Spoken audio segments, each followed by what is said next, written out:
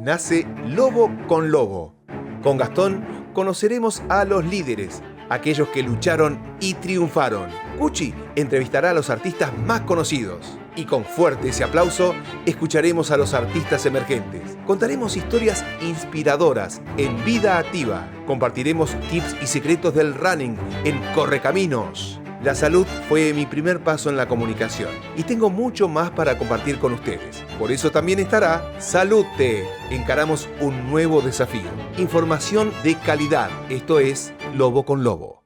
Hola, ¿qué tal? Bienvenidos a una nueva edición aquí en Lobo con Lobo para hablar de música. Y en este caso nos acompaña Mario Zipperman, tecladista de los fabulosos Skylax y también trabajando en distintos proyectos. Así que, Mario, gracias por venir. Hola, ¿cómo estás? ¿Bien? Re contento. Y llegando de una gira muy importante con los fabulosos Cadillacs. Llegando de gira con los Cadillacs, que estamos en la mitad, ahora nos tomamos un mes y pico de descanso y la segunda mitad del año le metemos pata de nuevo. Sí, anduvimos por todos lados. Bueno, los Cadillacs tocamos mucho más de lo que acá en Argentina a veces se sabe, porque somos un poco vagos para transmitir lo que estamos haciendo. Somos un poco vergonzosos de eso. Ah, mirá, pero bueno, la gira impresionante porque hicieron toda Europa, ¿no? España, Alemania, Inglaterra, Francia, sí. Y después cruzaron y se fueron a Latinoamérica, Centroamérica, claro, ¿no? Por ahí, Colombia. Costa Rica, Colombia, Ecuador.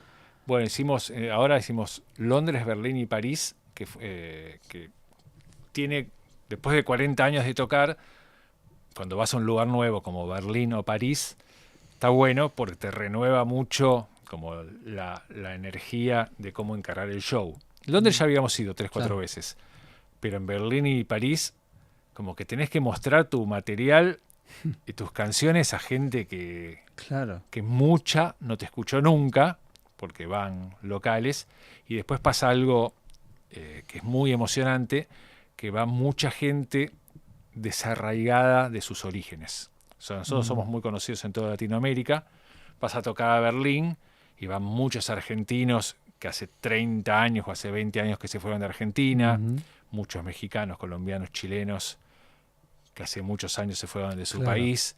Entonces, en estos shows, que son shows más o menos de 5.000, 6.000 personas, se produce una energía, a veces ves en temas alegres la gente llorando. Es decir, si llegamos a tocar un tema medio melancólico, ya se cortan las venas.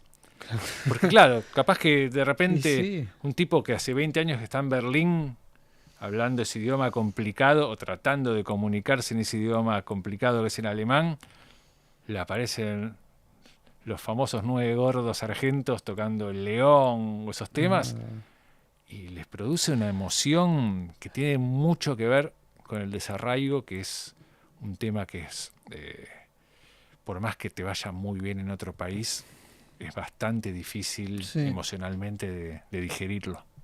Sí, porque aparte cada canción te dispara momentos, ¿no? Y tenés siempre tu lugar de origen presente, más allá que hace muchos años que uno esté viviendo allá en Europa. Y también la barrera del idioma, porque siempre tenés a alguien nuevo que por ahí, un amigo argentino o de Latinoamérica lo invita, vení, vamos a ver una banda argentina, los fabulosos Cadillacs. Y pasa eso también, y pasa también muchos de estos desarraigados que llevan a sus hijos, o capaz a sus nietos, que ya son europeos, a ver la banda que cuando eran adolescentes en su país, en su barrio natal, escuchaban. Así que es muy emocionante. Y Mario, con los Cadillacs están con una gira importante por los 40 años, ¿no? Que esto que me estás contando, también con shows en diciembre aquí en Buenos Aires, en Ferro, 13 y 14 de diciembre. Ahora siguen también Uruguay, ¿no? Tienen Uruguay, está el Hipódromo de La Plata, hay después Estados Unidos, Chicago, Los Ángeles, Miami, New York y Puerto Rico, Chile y alguna cosita más, pero el resto de Latinoamérica es lo que hicimos en esta primera mitad. Y a la distancia, ¿cómo ves esos primeros días con la banda, un grupo de amigos que se juntaban a tocar? Primer show en Mar del Plata, ¿no? Exacto, claro. ¿Cuando eran Cadillac 57 o ya eran...? Cadillac 57 fue nuestro primer nombre. Ah, El primer show fue en Vía Fellini, en Mar del Plata, hace 40 años exactos. Y es como una locura, porque en realidad es mucho más. Uno dice que los sueños son algo como muy fantasioso, y nuestra realidad en algún lado pasó a ser más fantasiosa que los sueños, claro. porque nunca soñamos 40 años después seguir tocando juntos y haber vivido de la música, haber hecho lo que nos gusta, con muy pocas cosas, ¿cómo te puedo decir? La verdad que hicimos siempre lo que quisimos, muy pocas imposiciones de la industria, siempre fuimos como bastante de ir a contramano de las reglas tradicionales que te propone la industria. Es casi como una declaración artística y de éxito.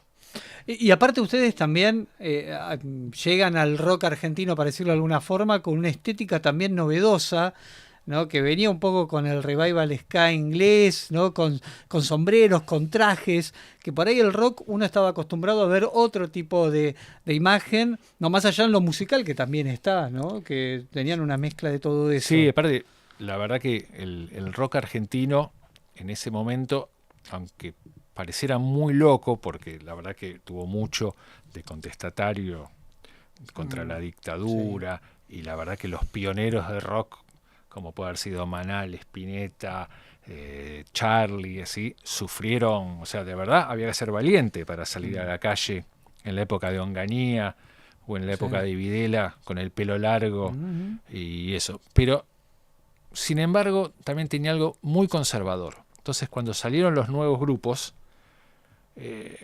era difícil. O sea, yo me acuerdo haber ido a Prima Rock, un festival que hubo en las Piletas de Seiza, creo que en el año 79, 80, que tocó Virus, fue el debut de Virus, y le tiraron piedras, o sea, no. Claro, no era fácil. No, no era váyanse, no, piedras. Y a Miguel Cantilo, cuando fue su debut con Punch o Punch, que cantaba El hombre del futuro y esos temas, le costó mucho, o sea, de verdad era muy, muy, muy, muy conservador. Y bueno, y yo tuve mi experiencia ¿A vos te pasó con los encargados? Eso te iba a decir, con los encargados, la primera banda donde yo toqué junto a Daniel Melero, que en el Buenos Aires Rock, en el Bar Rock, que ya, viste, ya se suponía que amor y paz y todo, y también nos cagaron a piedrazos. O sea, eso fue difícil, ¿no? Sí, fue difícil. A la vez, hoy en día te digo que prefiero que nos haya pasado eso, haber pasado desapercibidos tocando 10 canciones y que nadie se acuerde de nosotros.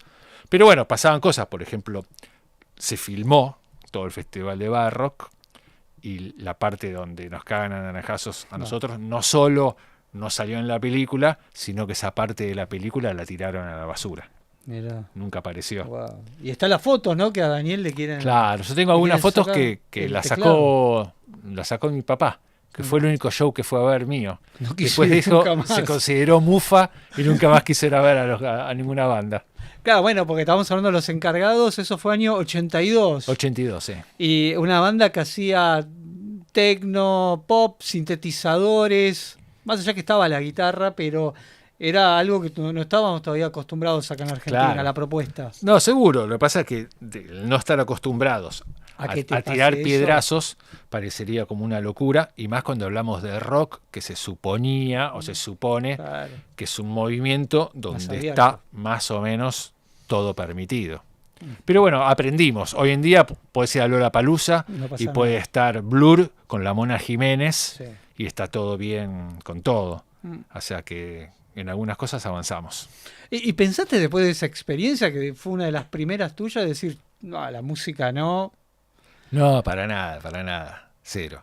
Es más, me acuerdo mucho de Melero bajando del escenario, así con su clásico estilo, diciendo, esto fue un éxito, esto es un éxito, decía. Y lo sigue manteniendo, ¿no? Y lo sigue manteniendo. Un empuje para... Y claro, tiene razón, porque de la misma manera que nosotros cuando empezamos despotricábamos contra los músicos de la generación anterior, y decían, son unos hippies.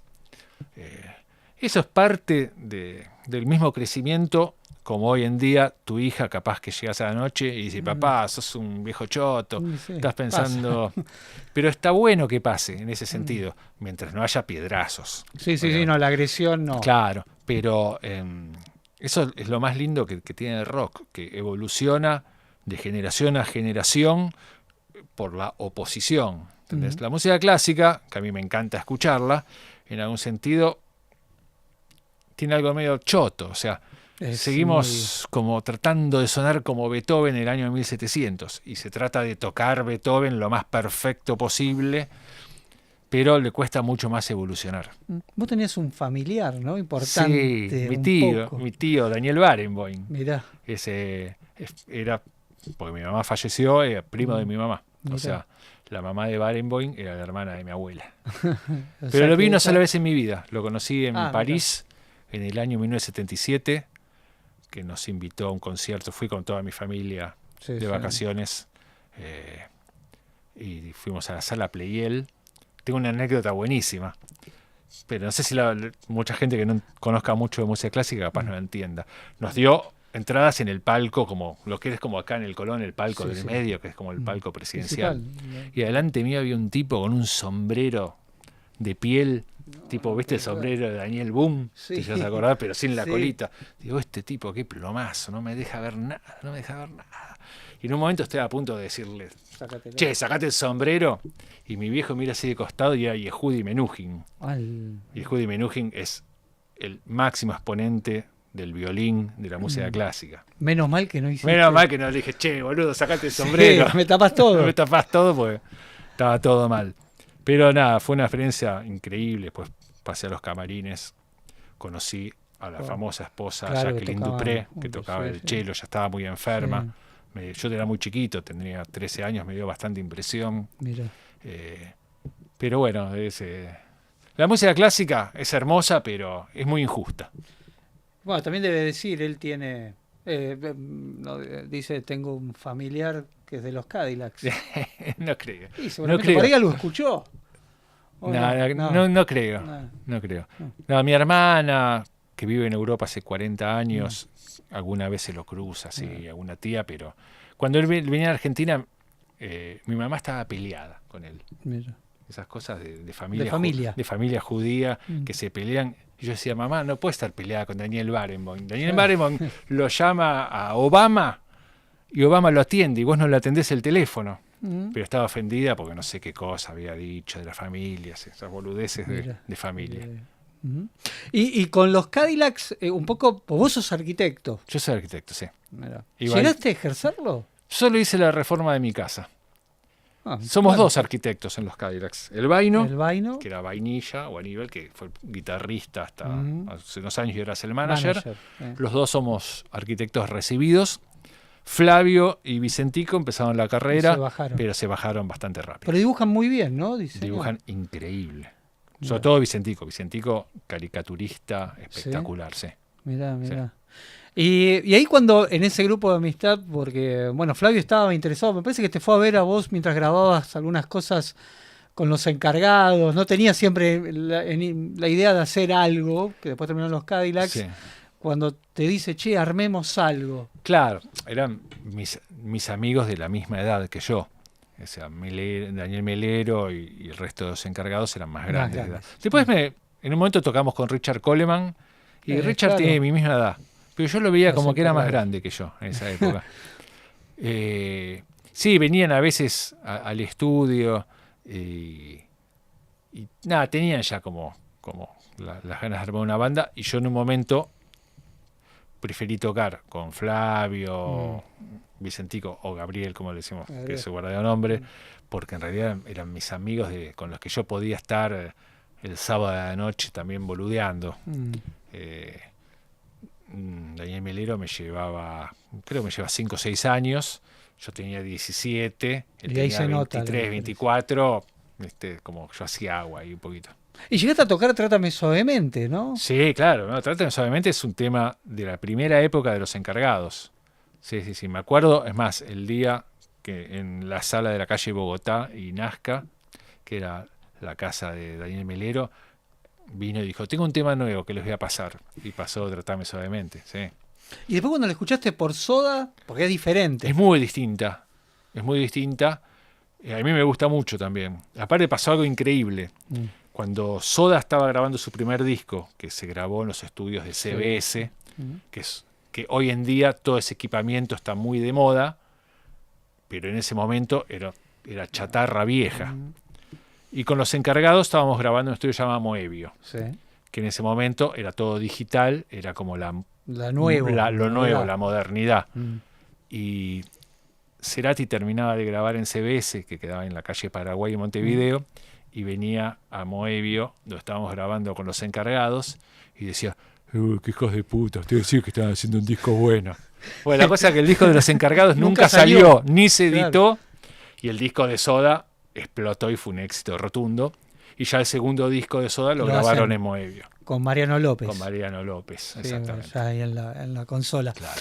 Y el primer disco de ustedes, los Cadillacs, Daniel Melingo. Claro, lo hicimos en Moebio también, con la producción de Dani Melingo, que lo conocíamos por el hermano de Vicentico, de Gabriel. Creo que por ahí lo conocíamos. Y si nada, Dani Melingo es un ser increíble. Fue importante la presencia, porque él ya venía con los abuelos, sí, los twists. Claro, aparte, los abuelos nos gustaban, pero los twists nos gustaban mucho a los Cadillacs. O sea, creo que los twists y Sumo son las dos grandes influencias para los Cadillacs, y si te fijas, son los dos transgresores del rock argentino, cuando es el cambio hacia que comienza la democracia y empieza como esta música un poco más, entre comillas, pasatista. Sí, porque hacían ska, bueno, los twists tienen algunas cositas, claro, los twists vientos. Tienen un poquito, sí, tienen vientos, es una cosa divertida, tiene como un par. Sí, no, de verdad, los twists son una súper influencia de los Cadillacs, y Sumo, obviamente, también. Recuerdo que yo tenía un compañero del colegio, un amigo familiar de Vainilla, y me dice, vamos a ver a los Cadillacs, es una banda nueva que viene a Quilmes, ¿no? Porque era el boca a boca en esa época, no había redes. ¿Fuiste a Sumum Discotec? Fuimos a Sumum, que fue uno Sumum Discotec fue el primer show de los Cadillacs donde cobramos, donde nos pagaron, tuvimos un contrato firmado y nos pagaron. Ahí en Quilmes. Fue un 21 de septiembre, hicimos a la tarde en el Parque Lezama un show gratis para el programa de Badía, que estuvo La Sobrecarga, Fricción, no me acuerdo quién más, y nosotros, y de ahí nos fuimos a Sumum, y fue el primer show donde nos pagaron por tocar. Y recuerdo que era toda una novedad, ¿no? De esto que decía antes, de la estética, la música, el estilo. Y ya el Yo Quiero Morir tocando ska y O Silencio Hospital eran temas que no podían, ya eran un éxito fuerte a nivel radial, ¿no? Para la época. Y en el segundo van por más, con Andrés Calamaro en la producción. Claro. Vamos por más también porque tuvimos mucho tiempo para ensayar, Yo Te Avisé. Ah, ok. Tuvimos un quilombo con la compañía de bares y fondas que era Interdisc, que quebró justo en ese momento. Entonces estuvimos sin poder empezar a grabar el segundo disco hasta que se resolvió eso y pasamos a CBS. Y entonces en el interín íbamos todos los días a ensayar y entramos a grabar Yo Te Avisé, que es el segundo disco con Andrés, muy ensayados. Entonces está bueno. Hay dos maneras en general de grabar. Una es ir con los temas muy terminados y otra es usar el estudio más como un lugar de composición y eso. Para eso te hace falta más presupuesto porque terminas gastando muchas más horas de estudio. Sobre todo como se grababa antes, que se grababa en los grabadores de cinta. Hoy en día la grabación, la preproducción, todo eso se termina mezclando todo y capaz que sobre una preproducción de tu disco en un Pro Tools terminas yendo a un estudio y terminándolo y siendo eso tu grabación, tu disco. Y después a lo largo del tiempo, bueno, los Cadillacs cambian de formación, algunos integrantes, bueno, el Tirri o Luciano Junior que se aleja. Sí. También en el sonido cambian, en el estilo va cambiando. Musical. La formación, la verdad que dentro de todo por mantuvo. estar tocando hace 40 años, Sí, quedamos 6 sí, de los 9 originales. sí, Y si contamos que el Toto falleció, sí. o sea, si no seríamos 7 de los originales, obviamente. Creo que Deep Purple tiene como 7, 8 formaciones donde Sí, creo tiene que hacer un croquis. creo que solo queda Ian Paice en Sí, batería sí, como único sí, del miembro original. Sí. Y ni te Sí, digo, o sea, sí, sí, es cierto eso. El León es otro disco importante, ¿no? El León En Estados es- Unidos, como que hay claro. un cambio ahí, ¿no? el León es el quiebre, como para mí, yo digo que es como el comienzo de la madurez, porque tomamos las riendas de todo el proyecto Cadillacs, nosotros como de producción. O sea, fuimos a grabar a Estados Unidos, elegimos un productor en Estados Unidos, y todo eso lo hicimos más, creo que soñando y con suerte, y con un poquito de apoyo de ciertas personas. Pero como si tuviera que dar un consejo, que no soy quien para dar consejos, es como eso, como Claro. no esperar que te resuelvan todo, sino que si estás en una banda y está la energía entre todos los miembros para tirar para el mismo lado, hay que resolver uno. Y hay que fantasear, incluso hasta cosas re locas, que tenés alguna posibilidad de que se cumplan. Ujú. Nosotros se nos cumplieron un montón de cosas locas, así Qué bueno. de Debbie Harry, Mick Jones, Claro. Rubén Sí. Blades, y en mi proyecto Claro, eso quería hablar, personal porque solista estás- también, o sea, en mi proyecto personal yo grabé canciones de este disco de Leonard Cohen, así, con Nito Mestre, Emilio del Guercio, que para mí son los dos fundacionales del rock. Toqué en la trastienda y los tenía charlando en el camerino los dos juntos. Mira, tengo uno de Sui Generis y uno de Almendra Una charlando locura. acá antes de cantar las canciones que yo toco. Y también de otros estilos, porque tenés a Raúl Lavie. Tengo a Raúl Lavie, Teresa Parodi, Claro. Palo Pandolfo, creo que grabó en el tema del poeta una de las últimas canciones que había grabado antes de morir. Mi amigo Ariel Minimal, Daniel Herrero, Beto Cuevas de la Ley, Andrea Echeverri de Terciopelados, Richard Coleman, que tocó conmigo y me reencontré gracias a esto. O sea, tenés que soñar y intentarlo. Obviamente todo lo que sueñes no te va a salir, pero tienes bastantes posibilidades de que muchas cosas Se cumplan. se vayan cumpliendo.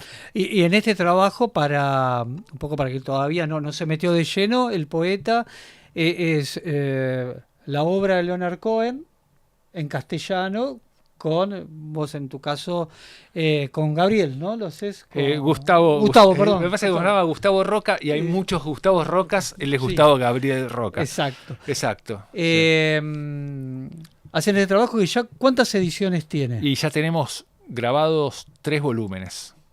3 volúmenes que tienen 8 o 9 canciones cada uno. Y tenemos como 15 canciones más, ponerle 10 terminadas y 7, 8 por terminarse. La obra de Leonard Cohen es gigante, es muy interesante. Leonard Cohen empezó a grabar en 1960 y murió en el 2015, Claro. creo. O sea, son casi 2016. 2016. me parece, ¿no? Igual Son que- casi 50 o 60 años de estar grabando. Mira, está Palo Pandolfo, Ahí justo. está, justo lo nombraba. Que Qué divino genio, Palo. ¿no? Me pasó algo increíble. Te cuento lo de Palo Sí. Pandolfo, después te sigo hablando de Leonard Cohen. Yo en este proyecto vamos grabando con Gustavo las canciones y nos vamos imaginando por la temática o por el estilo musical quién puede ser la persona perfecta para cantar esta canción. Había una canción muy triste de Leonard Cohen que se llama Seems So Long Ago Nancy, muy como depresiva, y yo pensé, Palo Pandolfo. Claro, yo pensé en Don Cornelio y la zona. Claro. Yo Más hace mucho oscuro. que no lo veía a Palo. Lo llamo por teléfono, creo que lo contacté por Facebook o por Instagram, y le muestro así, le mando la canción y Palo me dice, mira, esta canción me parece demasiado depre. Yo en este momento estoy en una etapa de Más mi vida arriba. mucho más optimista. Perfecto, entonces finalmente grabó una canción que se llama Love Itself, que recién veíamos un pedacito, y claro, me pasó a mí, un error de concepto de pensar en una persona proyectando 25 años atrás. Y nada, y al final la canción súper deprimente Fue la grabó Juan Subirá, Mira. que para mí es una de mis canciones favoritas de Leonard Cohen. Digo deprimente por lo que habla, por el mensaje, por lo que habla la letra. Y la grabó Juan Subirá, tecladista de la Versuit, y la verdad que hizo una interpretación increíble, muy buena. Entonces se viene en el futuro un nuevo trabajo. Sí, se viene un volumen 4 donde va a estar Víctor Heredia, Sí. que ya grabó, va a estar Beto Cuevas de La Ley, que cantó Aleluya, que es el tema más famoso de Leonard Cohen, va a estar Deborah Dixon, que cantó una canción un poco así como gospeliana, increíble, va a estar a Mariana Michi, y varios más. O sea que tenés sí, unos meses movidos con los Cadillacs sí, y con este proyecto. Claro, sí. Está Y buenísimo. el año que viene seguramente haremos una nueva presentación del poeta, canciones de Leonard Cohen en español, que este año no pudimos tocar. Tuve muchas giras y Gustavo se fracturó la muñeca, así que estuvo un tiempito cosas. sin tocar. Bueno, Mario, muchas gracias por esta visita. Realmente un placer. Estuvimos recorriendo un poco tu historia. Buenísimo, gracias. Bueno, y hoy me enteré que yo sabía que íbamos a hacer 2 funciones en Ferro con los Cadillacs ¿sí? en diciembre, pero a la mañana, tempranito, me escribió un amigo desde La Pampa y me dice, che, así que hacen una segunda función en Ferro, que me parece que te escuchó a vos. Se me escapó, ¿no? Que pasaste la premisa. Se me escapó, la primicia. Ahí en TN. Pero está bien, o sea, no y hay veces que se tiene que sí. filtrar. Claro, obvio. ¿Querés decir algo más de los Cadillacs si los filtramos? No, nada. ¿No? La verdad que quiero decir que gracias a la vida que me ha dado tanto, como dice la canción, porque la verdad que estar con mis compañeros de los Cadillacs hace 40 años es una emoción gigante. Y hacer música. Exacto. Bueno, Mario, vamos a hacer una segunda parte. Cuando quieras. Dale, muchas gracias. Un abrazo grande. Gracias. Chao. Bueno, gracias a ustedes y nos reencontramos con más episodios aquí en Lobo con Lobo. Información con calidad.